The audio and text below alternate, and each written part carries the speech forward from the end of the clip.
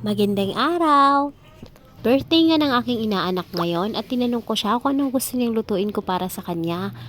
At ang sagot na nga, namimiss na daw niya ang aking spaghetti kaya ito'y pagluluto ko muna siya ng spaghetti.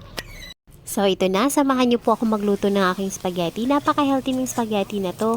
Mas marami siyang spices, kaunti lang yung kanyang tomato sauce. So ito na nga, igigisa ko muna yung giniling tapos isa-set aside ko.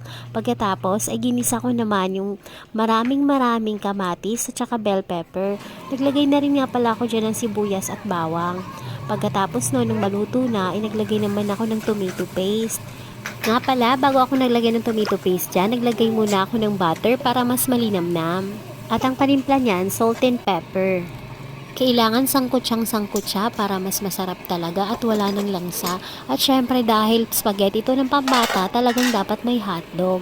At ang pinakapampalasa ko pala dito ay nor beef cubes. Tapos yung hotdog, hindi ko na prinito yan. In-steam ko lang ng kaunti sa ibabaw ng giniling. Ito nga palang ginagamit kong spaghetti sauce para sa mga bata. Papa spaghetti sauce. Yan yung pinakapatok sa panlasa ng aking mga itlugan. Tamang-tama lang kasi yung kanyang asim at ang tamis. O baka naman, chas!